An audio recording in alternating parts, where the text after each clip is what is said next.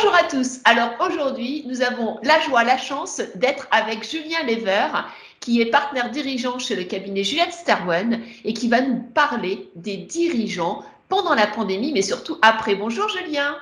Bonjour Cécile, ravi d'être avec vous ce matin. Alors Julien, en fait, vous avez une grande expérience des COMEX, des comités de direction, et c'est intéressant de comprendre en fait qu'est-ce qui a changé dans leur façon de penser le futur. D'ailleurs, comment pensent-ils le futur, et peut-être dans les grands questionnements qui ont émergé. Alors, je pense qu'avant de se poser la question de savoir ce qui a changé pour eux, c'est de peut-être se dire ce qui les a un peu interpellés durant ces 10 derniers mois qui se sont écoulés. Et ils se sont posés effectivement beaucoup de questions. Ils se sont d'abord posé la question de savoir s'il y aurait la fameuse question, est-ce qu'il y aurait un avant et un après coronavirus. Ça les a beaucoup, je dirais, structurés pendant ces quelques mois, avec des sujets évidemment qui étaient liés à, entre autres, par le télétravail. Est-ce que effectivement il fallait accélérer sur le télétravail? Est-ce que les collaborateurs et les managers allaient travailler en distanciel comme ils pouvaient travailler en présentiel? Est-ce que finalement l'entreprise serait pilotable de la même manière qu'elle ne l'était avant en présentiel?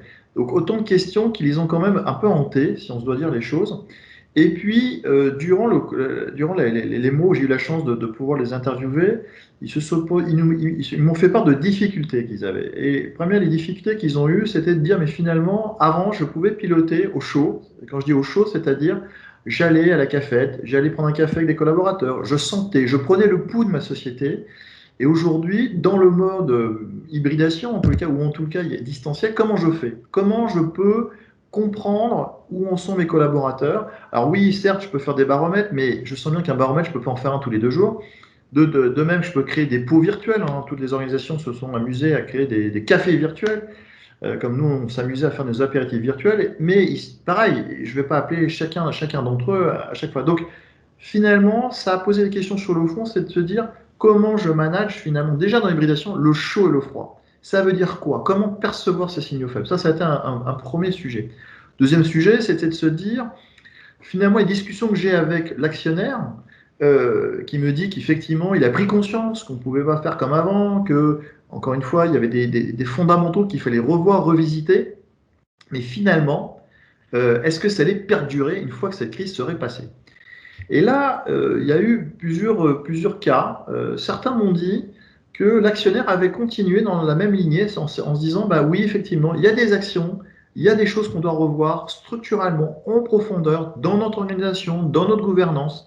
Et certains d'ailleurs dirigeants ont revu leur gouvernance avec l'appui de leur actionnariat. D'autres, en revanche, une fois que la crise était, on va dire, un peu plus stabilisée, sont revenus avec les mêmes injonctions paradoxales en disant oui, oui, mais j'entends bien que votre chiffre d'affaires a baissé, mais il va falloir arriver au même résultat.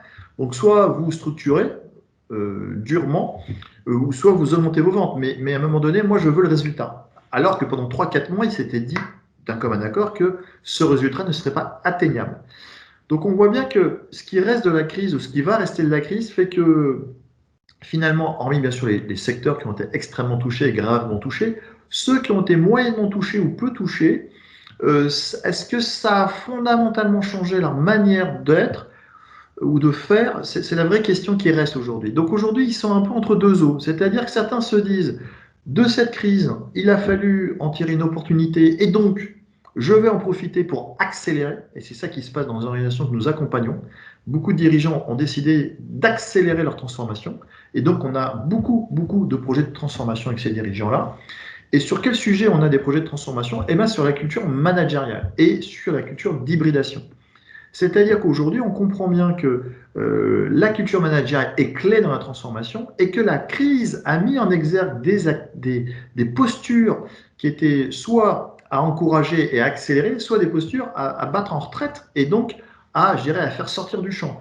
Donc, en l'occurrence, sur le management, beaucoup de dirigeants souhaitent que leur manager, et ils prennent presque la clé d'ailleurs de l'hybridation comme étant une clé de sélection, de dire le manager de demain doit être hybride. S'il ne l'est pas, s'il ne sait pas se développer, il ne pourra plus manager. Ça, c'est un des sujets sur lesquels ils sont. Deuxième sujet, c'est qu'ils ont vite compris comment finalement la distanciation pouvait venir une opportunité pour leur management. Alors je prends juste l'exemple des fameuses vidéoconférences ou les visioconférences. À quoi servaient-elles et est-ce qu'ils les ont gardées? Eh bien, pour la plupart d'entre eux, ils les ont gardées, mais ils l'ont mixé avec du présentiel. Alors, à quoi ça sert? Ils ont compris tout de suite, ils ont dit, ben, ce qui est génial avec le distanciel, c'est que certaines réunions sont hyper cadrées. Quand je suis en mode top-down ou une réunion de points hebdomadaire, hein, le fameux COMEX ou le CODIR hebdomadaire, ça pour moi c'est extrêmement efficace, beaucoup plus efficace qu'avant, où on faisait des tours de table qui n'avaient pas lieu d'être, on perdait du temps. On est beaucoup plus efficace avec des ordres du jour mieux préparés, avec du temps mieux réparti. Et en même temps, quand j'ai besoin de les faire travailler sur un sujet de fond, de réflexion, je les retrouve en présentiel quand il se doit. Donc on retrouve bien déjà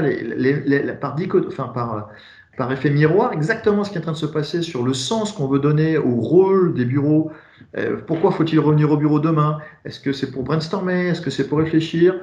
À quel rôle, quel sens je dois donner à la distanciation et à l'outil? Ben, eux se sont très vite appropriés, ils ont bien vite compris comment l'outil et la manière de débrider, on va dire, le distanciel et le présentiel pouvaient les aider concrètement. Après, évidemment, ils se posent des questions plus de stratégie de développement, c'est-à-dire de dire est-ce que la crise n'a pas révélé des opportunités pour nous en termes de stratégie de développement? Alors là, il y a des choses qui sont évidemment étudiées en termes d'innovation, avec les comportements des consommateurs tels qu'ils se sont comportés pendant ces 10 derniers mois et qui continueront de se comporter. On sent bien qu'il y a des ancrages qui se sont opérés chez certains de leurs cibles consommateurs. Et donc, on en profite pour aller peut-être ce qu'on avait mis un peu de côté, même qu'on avait exploré dans ce mode un peu exploratoire d'innovation, et ben là, on passe à l'échelle. C'est la mise à l'échelle de certains projets. Donc, c'est souvent des sujets sur des plateformes qui permettent aux consommateurs d'aller trouver telle information ou de pouvoir acheter tel produit. Ça, c'est des sujets que l'on a assez régulièrement. C'est des sujets en termes aussi d'organisation, c'est de se dire est-ce que je ne dois pas relocaliser certains actifs, certaines activités que j'avais délocalisées ou expatriées. Voilà, donc là, c'est des réflexions de fond où, encore une fois, il faut remodéliser l'organisation au regard des nouveaux enjeux que le Covid laisse, en tous les cas, comme trace, en tous les cas, indélébile pour pouvoir justement avancer vers l'avenir.